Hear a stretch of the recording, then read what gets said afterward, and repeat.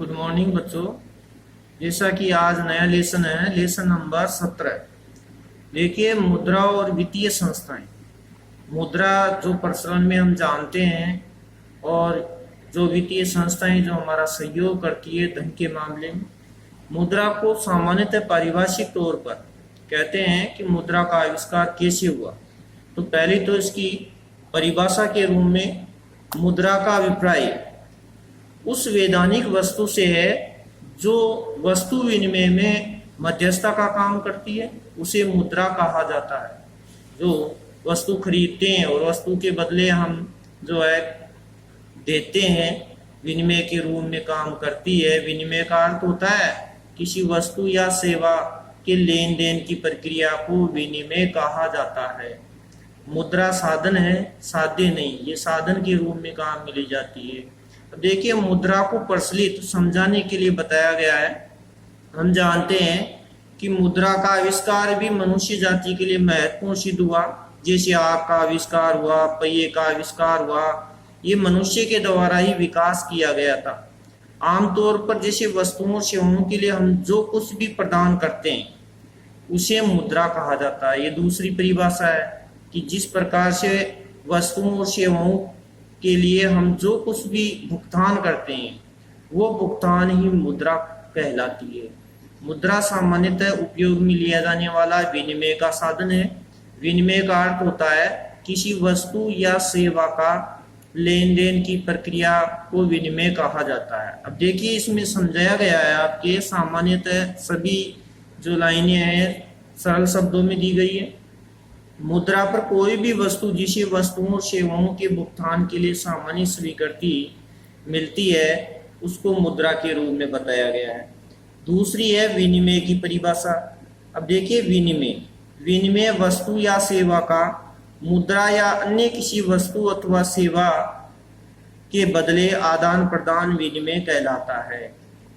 जैसे हम बाजार से कोई 10 रुपए का पेन लेते हैं या दुकानदार से बिना किसी विरोध के हम 10 रुपए उसे दे देते हैं। यानी कि लेन देन में रुपया जो हम दे रहे हैं तो हमें सामान्यतः ज्ञात होता है कि किसी भी वस्तु के बदले हम रुपया दे रहे हैं। इसका मतलब दुकानदार हमें सहजता से वो 10 रुपए का पेन दे देता है। इसका कारण है कि मुद्रा हमारी भारतीय जो रुपया है वो प्रमुखतः भारतीय मुद्रा माना गया है रुपया को। तो भारतीय रुपया ही हमारी मुद्रा है, क्योंकि वह कानूनों के द्वारा वैध है और वह कानूनों के द्वारा स्वीकृत है कि कोई भी वस्तु के बदले रुपए दिया जाता है तो दुकानदार कोई भी विरोध नहीं करता है। अब इसमें देखो, अलग अलग देशों की अलग अलग विचार बताए गए हैं। मुद्रा को सामान्य अर्थों में कहते हैं। मुद्रा का सामान्य अर्थ जो अलग अलग मुद्रा के अनेक रूप हैं। ये बहुत ही महत्वपूर्ण है कि मुद्रा के अनेक रूप कौन कौन से हैं। रूप का मतलब प्रकार। अब आप सब भली भांति जानते हैं मुद्रा के अनेक रूप है। जैसे पहला, इसको करेंसी कहा जाता है। भारत में करेंसी, कागज के नोट और सिक्के, 3 रूप तो ये है। चौथा है चेक। चेक सब जानते हो आप कि लोग बैंक से चेक देते हैं और उस चेक के बदले रुपये बैंक के द्वारा मिल जाते हैं। तो यहाँ मुद्रा के अनेक रूपों में 4 रूप हो गए। करेंसी कहा जाता है, कागज के नोट, सिक्के और चौथा है प्रमुखतः चेक। इस प्रकार स्पष्ट कहा गया है कि करेंसी और कागज के नोट और सिक्के ये इसके 3 रूप, और चौथा वर्तमान में है चेक। चेक के अलावा फिर है साख। आजकल वर्तमान में साख का महत्वपूर्ण अर्थ है। साख का अर्थ किसी प्रकार से मैं फसल की चर्चा नहीं कर रहा हूँ। साख का अर्थ है कि कोई भी लिया गया ऋण सही समय पर अदा करता है तो सही समय पर की गई अदायगी साख कहलाती है। जिसे मान लो किसी से हम रुपया उधार लेते हैं और रुपया उधार लेने के बाद में ब्याज सहित उसको सही समय पर दे देते हैं तो हम उस व्यक्ति की साख कहते हैं कि इस व्यक्ति की साख सही है, उसको हम कभी भी जो है ऋण दे देते हैं। इस प्रकार इसमें स्पष्ट कहा गया है, हम समझ सकते हैं कि हमारी भारत में भुगतान प्रणाली मुख्यतः करेंसी तथा सिक्कों के इर्द गिर्द ही घूमती है। भारतीय मुद्रा को भारतीय राष्ट्रीय रुपया कहा जाता है। कि भारतीय मुद्रा क्या है? भारत की मुद्रा है भारतीय राष्ट्रीय रुपया। 1 रुपया 100 पैसे के तुल्य होता है। हम ये जानते हैं कि 1 रुपये में 100 पैसे होते हैं और वह उसके समतुल्य बन करके 1 रुपया हो जाता है। अब देखिए भारतीय रुपए का प्रतीक, भारतीय रुपए का प्रतीक रे सिंबल, यानी कि रे को काटा गया है और यह डिजाइन देवनागरी अक्षर रे और लैटिन के बड़े अक्षर आर के जैसा है। सबको पता है कि देवनागरी अक्षर हम लिखते हैं हिंदी का वो रे है और लैटिन के बड़े अक्षर यानी अंग्रेजी के कैपिटल लेटर का जो अक्षर है आर, उस जैसा हमें दिखाई देता है। हिंदी में तो रे को सिंबल और ये आर।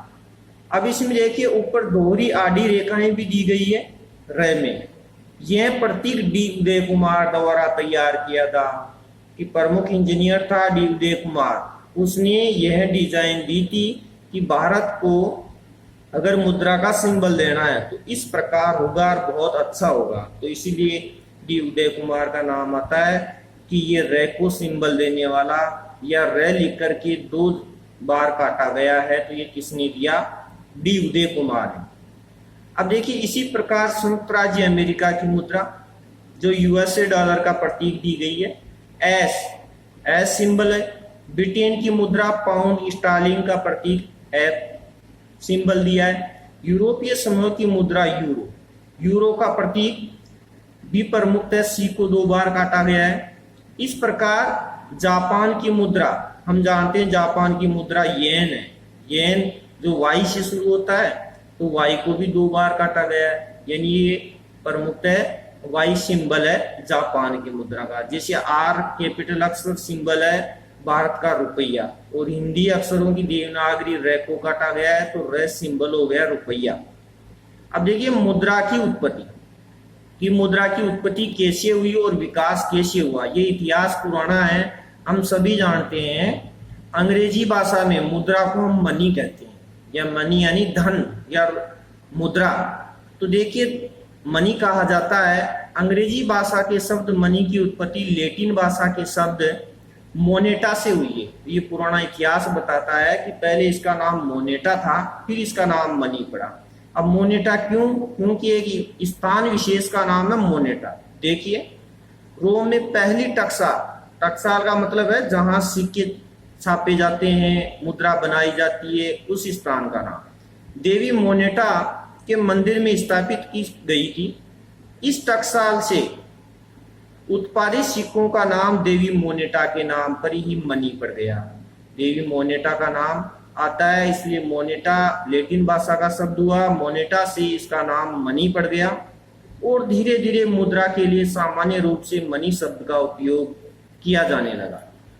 देखिए ऐसा माना जाता है कि चीन के साथ साथ भारत भी विश्व के प्रथम सिक्के जारी करने वाले देशों में से एक था। कि पहले चीन ने सिक्के जारी किए प्राचीन काल में और उसी समय भारत में भी सिक्के जारी हुए थे। भारतीय सिक्कों का इतिहास बहुत पुराना है। कहते हैं कि महात्मा ईसा की पूर्व से पहले ही प्रारंभ हो गया था। उत्खनन का मतलब है हमें जो भी पुरातत्व के अनुसार खोदने से मिले प्राचीन अवशेष हैं, उन अवशेषों से हमें मिला कि मौर्य काल के जो उत्खनन के मिले अवशेष, तो चांदी के सिक्के इस बात को सत्य सिद्ध करते हैं कि भारत में ईसा से पूर्व सिक्कों का प्रयोग आरंभ हो गया था। भारत में पहला रुपया शेरशाह सूरी ने, जो प्रमुख अपने इतिहास में पढ़ेंगे कि शेरशाह सूरी ने रुपया जारी किया था 1540 से 1545 ईस्वी में। ये भारत का नाम आता है और उस राजा का नाम आता है शेरशाह सूरी, जिसने पहली बार भारत का रुपया जारी किया था। देखिए वर्तमान में हम सब जानते हैं 50 पैसे, 1 रुपया, 2 रुपये, 5 रुपये और 10 रुपये के मूल्य वर्गों के सिक्के जारी किए जा रहे हैं। हमारे बाजार में हम देखते हैं आमने सामने ये सिक्के प्रचलित हैं। साथ ही भारत में केंद्रीय बैंक जो रिजर्व बैंक के नाम से जाना जाता है, कहते हैं कि वह 10 रुपए, 20 रुपए, 50 रुपए, 100 रुपए और 500 तथा 2000 रुपए मूल्य वर्ग के बैंक नोट जारी किए जा रहे हैं। ये सारे नोट हमारे प्रचलन में है, हम जानते हैं इन नोटों के बारे में। अब देखिए 1 रुपए, 2 रुपए और 5 के बैंक नोटों का उत्पादन वर्तमान में बंद कर दिया है कि इस प्रकार 1 रुपए का, 2 रुपए का और 5 रुपए के नोट हमारे पास कागज के नहीं आ रहे हैं, क्योंकि बैंक इनको बंद कर दिया है। जबकि ये मार्केट में प्रचलन है, क्योंकि कानून के द्वारा इनको भी प्रचलन में रखा गया है। हम ये भी जानते हैं कि ये चलन में बने हुए हैं ये नोट, किंतु हमें ये भी पता है कि 8 नवंबर 2016 को, देखिए नोटेट कीजिए, 8 नवंबर 2016 को प्रधानमंत्री माननीय श्री नरेंद्र मोदी ने प्रमुख हमारी मुद्रा के प्रचलित नोट 500 रुपए और 1000 रुपए के नोटों को बंद कर दिया गया था। तो इस प्रकार नोटों को हटाने की जगह दूसरे नोट लाना, उसको कहते हैं विमुद्रीकरण। अब हमें ये भी पता है कि 500 और 1000 के नोटों को बंद किया, 500 की जगह नया नोट चलाया 500 का, किंतु 1000 के नोट को बिल्कुल ही बंद कर दिया और उसकी जगह चलाया 2000 का नोट। अब इसमें प्रमुख परिभाषा बनती है कि विमुद्रीकरण क्या है। विमुद्रीकरण की प्रचलित मुद्रा जो कानून वैधता समाप्त करके उसके प्रचलन की हटाना ही विमुद्रीकरण कहलाता है। तो बहुत ही महत्वपूर्ण परिभाषा है कि जो प्रचलित मुद्रा है तो कानून वैधता के समाप्त करके उसकी जगह प्रचलन से हटा देते हैं, उस हटाने की प्रक्रिया को विमुद्रीकरण कहते हैं। अब नेक्स्ट देखिए कि नेक्स्ट विस्तार से आगे दिया गया है कि जो भी वित्तीय शिक्षा प्राप्त करने हेतु भारतीय रिजर्व बैंक ने प्रोजेक्ट वित्तीय साक्षरता प्रारंभ किया। कहते हैं कि भारत का केंद्रीय बैंक रिजर्व बैंक है, जिसको आरबीआई के नाम से जाना जाता है। इसकी स्थापना 1 अप्रैल 1935 में अंग्रेजों के समय में हो गई थी, जब ब्रिटिश गवर्नमेंट यहाँ शासन करती थी। अब देखिए ये लोगों को प्रोजेक्ट इसने तैयार किया आरबीआई ने। इसका मुख्य उद्देश्य था कि विभिन्न लक्षित वर्गों को केंद्रीय बैंक तथा सामान्य बैंकिंग अवधारणाओं के संबंध में सूचनाएं प्रदान करना है। यदि हम वित्तीय तंत्र के संबंध में व्यापक ज्ञान प्राप्त करना चाहते हैं तो हमें इंटरनेट के माध्यम से इन नोटों की जानकारी प्राप्त कर सकते हैं। ये कंप्यूटर की दी गई वेबसाइट है जिसके माध्यम से हम इन नोटों की जानकारी प्राप्त कर सकते हैं कि कौन से नोट प्रचलन में है, कौन से नोट नहीं है। अब देखिए भारतीय रिजर्व बैंक द्वारा वित्तीय साक्षरता प्रदान करने हेतु यह बहुत प्रभावी और आकर्षक कदम है। भारतीय वित्तीय तंत्र से संबंधित अनेक रुचिकर फिल्में, खेल तथा कॉमिक्स इस वेबसाइट पर उपलब्ध है, जो हमें नोटों के बारे में बताती है। ये वेबसाइट दी गई है जिसमें कॉमिक्स के माध्यम से, फिल्म के माध्यम से, खेल के माध्यम से इस नोटों की जानकारी हमें इस कंप्यूटर वेबसाइट पर उपलब्ध होती है। उपलब्ध होने की सूचनाएं ज्ञान की विश्वसनीयता की अद्वितीय बताई गई। अब इस प्रकार ये हमारे प्रचलन में नोट थे, हमारे प्रचलन में केंद्रीय बैंक आरबीआई है। इसके द्वारा हम वित्तीय साक्षरता यानी कि हम धन से संबंधित ज्ञान प्राप्त कर सकते हैं और इसमें रुचि ले सकते हैं। नेक्स्ट पॉइंट दिया गया हमारा मुद्रा का विकास। अब देखिए मुद्रा का विकास हम भली भांति जानते हैं कि पहले मुद्रा प्रचलन में नहीं थी। मुद्रा का जब आविष्कार नहीं हुआ था तो कहते हैं किसी व्यक्ति ने मुद्रा का आविष्कार नहीं किया, कोई व्यक्ति ने इस मुद्रा का आविष्कार नहीं किया, बल्कि अपने आप स्वतः ही मुद्रा का आविष्कार एक संयोग मात्र है। एक ऐसा संयोग आया, क्यों आया? क्योंकि पहले मुद्रा नहीं थी, तो पहले वस्तु विनिमय था। वस्तु विनिमय किसे कहते हैं? कि किसी भी वस्तु या सेवा के बदले वस्तु या सेवा देना, उसको वस्तु विनिमय कहा जाता है। जैसे किसी को गाय की जरूरत थी तो वह किसी प्रकार से अन्य कोई वस्तु देकर के गाय उपलब्ध करवाता था। किसी को किसी भेड़ की जरूरत थी तो ऐसे किसी प्रकार से अन्य पशु देकर के आदान प्रदान कर लेते थे। और उसी के रूप में बताया गया है कि वस्तु के बदले वस्तु विनिमय पद्धति की। अब देखिए ये एक बड़ी समस्या थी कि कोई वस्तु का माप कैसे हो, ये कितने की है, कैसे इसके बराबर हो। तो दूसरी तरफ अनेक विद्वान ये मानते थे कि वस्तु विनिमय की घटनाओं के कारण मनुष्य जाति के विनिमय को सुगम बनाने हेतु मुद्रा का विकास किया। कि वस्तु के बदले वस्तु देना बहुत ही मुश्किल था, तो इस संयोग को सुगम बनाने के लिए जो मनुष्य जाति ने विनिमय को और भी सरल बनाने के लिए इस मुद्रा का आविष्कार किया। अब हम ये जानते हैं मुद्रा कैसे जन्म हुआ, मुद्रा का किस प्रकार इसका जरूरत पड़ी और किस तरह से इसको व्यापार में काम में लेने के लिए इसका आविष्कार शुरू हुआ। तो देखिए मुद्रा के वर्तमान स्वरूप तक पहुंचने का प्रथम चरण निश्चित ही वस्तु विनिमय पद्धति था। कि मुद्रा का प्रारंभ होने का कारण था वस्तु विनिमय पद्धति। अब देखिए वस्तु विनिमय प्रणाली क्या थी, प्रारंभ में इसका आविष्कार और विकास कैसे हुआ। वस्तु विनिमय प्रणाली का मतलब है वस्तुओं के बदले वस्तु, ये सेवाओं के बदले सेवा प्रत्यक्ष रूप से सेवा के बदले में किया जाता था। जैसे मान लो कोई काम कर रहा है, किसान कृषि का काम कर रहा है, तो वह उसके बदले में दूसरा काम ले रहा है, या कोई न कोई काम करके आ रहा है और काम के बदले दूसरी सेवा दे रहा है, तो ऐसा ही था। उसका कोई भी किसी प्रकार से धन देने का काम नहीं था। इस प्रणाली में वस्तुओं और सेवाओं का विनिमय प्रत्यक्ष रूप से वस्तुओं और सेवाओं के बदले में किया जाता है। विनिमय के माध्यम के रूप में वस्तु विनिमय प्रणाली अब लगभग इतिहास हो चुकी है, यानी पुरानी हो गई है। अब वस्तु के बदले वस्तु नहीं दी जाती है। ये हम भली भांति अभी अपने सामने या अपने बाजार में देख सकते हैं। वस्तु विनिमय में आवश्यकताओं के दोहरे संयोग की घटनाएं पाई जाती है। वस्तु विनिमय का दोहरा संयोग ऐसा है कि जैसे मान लो किसी भी व्यक्ति या किसान गेहूं बेच रहा है। अब गेहूं बेच करके उसको किसी न किसी प्रकार की कपड़ों की आवश्यकता है या जूतों की आवश्यकता है, तो वह उस दुकानदार के पास जाएगा जिसके पास गेहूं की आवश्यकता हो और बदले में उसे कपड़े या अन्य जूते किसी प्रकार से उपलब्ध करा सके। तो इस प्रकार उसको ढूंढना पड़ता था कि एक ऐसा दुकानदार जिसको गेहूं की जरूरत हो और वो मेरी आवश्यकता की वस्तुओं को दे सके, इसलिए उसको बड़ी कठिनाई होती थी।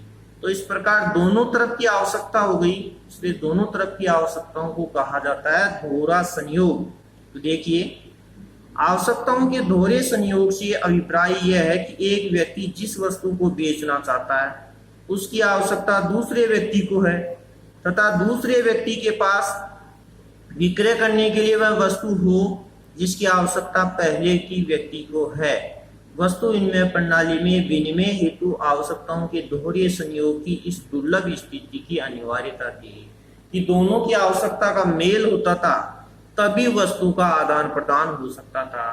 नीचे विस्तार से बता रखा है इसमें कि हमारी यह जो वस्तु विनिमय प्रणाली है, इस मूल्य के एक मानक माप का भी अभाव बताया गया है कि इसमें धन या मूल्य के संचय एवं मूल्य के हस्तांतरण में भी भारी असुविधा का सामना करना होता था।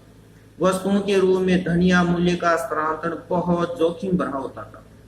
वस्तु विनिमय में एक महत्वपूर्ण समस्या अविभाज्य वस्तुओं की थी कि जैसे मान लो किसी वस्तु को हम वस्तु के बदले वस्तु को तो हम आधा आधा कर सकते हैं, लेकिन किसी प्रकार से कोई जानवर हो, जैसे मान लो किसी को घोड़ा देना है और घोड़े के बदले में अब उसको भेड़ या बकरी आदान प्रदान करना है, तो घोड़ा तो बड़ा होता है, भेड़ और बकरी छोटी होती है।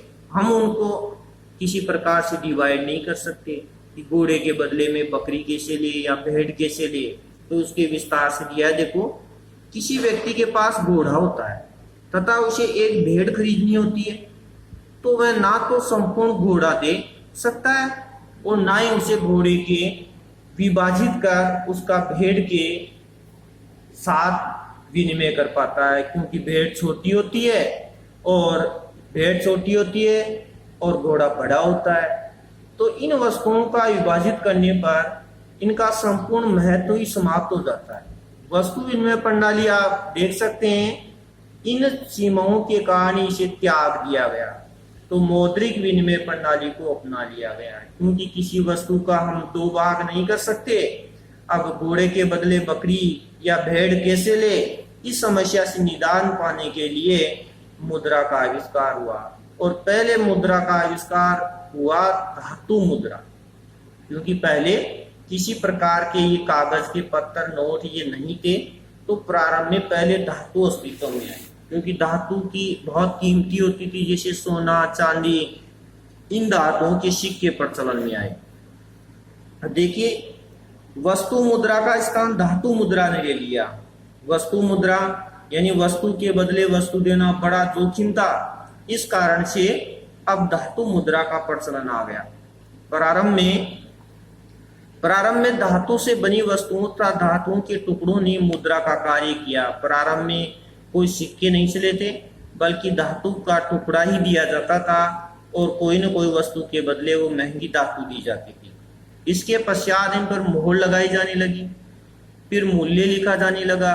ये माना जाता है कि धातु के सिक्कों का उपयोग चीन, भारत तथा मिस्र से प्रारंभ हुआ था। इतिहास में जानकारी हमें प्राप्त होती है, क्योंकि अर्थशास्त्र में हमें इतना पता नहीं चलता है, तो इतिहास से हमें जानकारी प्राप्त हुई कि इन सिक्कों का उपयोग पहली बार चीन, फिर भारत, फिर मिस्र में भी प्रारंभ हुआ था। अब देखिए धातु मुद्रा का हस्तांतरण सुविधाजनक नहीं था। सुविधाजनक ऐसे कि धातु मुद्रा को एक स्थान से दूसरे स्थान पर ले जाते थे, तो उसमें भारी वजन रहता था। तो किसी भी प्रकार से वस्तु लाते थे तो वस्तु के बदले उसको धातु अपने किसी न किसी प्रकार से किसी वस्तु को एकत्रित करते हैं, वैसे धातुओं के टुकड़ों को एकत्रित किया जाता था या सिक्कों को एकत्रित किया जाता था, और उनको उठाने में बड़ा जोखिम होता था। इनके उत्पादन में अधिक खर्चा आता था, क्योंकि धातु को पहले आकार दिया जाता था और आकार देने के बाद में उसको एक स्थान से दूसरे स्थान पर ले जाने में बड़ी मुश्किलों का सामना करना पड़ता था, मेहनत करनी पड़ती थी। और मुद्रा की बढ़ती आवश्यकता को धातु मुद्रा से पूरा किया जाना संभव नहीं था, क्योंकि मुद्रा की आवश्यकता बहुत ज्यादा थी और धातु मुद्रा से उसको पूरा भी नहीं किया जा सकता था। फिर देखिए पत्र मुद्रा। पत्र मुद्रा अस्तित्व में इसलिए आई क्योंकि कागज के नोट ये एक स्थान से दूसरे स्थान पर ले जाना सरल हुआ। धातु मुद्रा की सीमाओं के कारण, क्योंकि उसकी सीमाएं थी, हस्तांतरण करना मुश्किल था, खर्चा बहुत ज्यादा आता था, इस कारण से पत्र मुद्रा का विकास हुआ। पत्र मुद्रा उन सभी दोषों से मुक्त थी जो धातु मुद्रा में थे, क्योंकि धातु मुद्रा में हस्तांतरण करना सुविधाजनक नहीं था, अधिक खर्चा आता था और सिक्कों को छापने में भी बड़ी मुश्किलों का सामना करना पड़ता था। तो कहते हैं पत्र मुद्रा के उत्पादन में बहुत कम खर्चा आता था। पत्र मुद्रा जो कागज के नोट छापने लगे उसमें खर्चा बहुत कम आने लगा।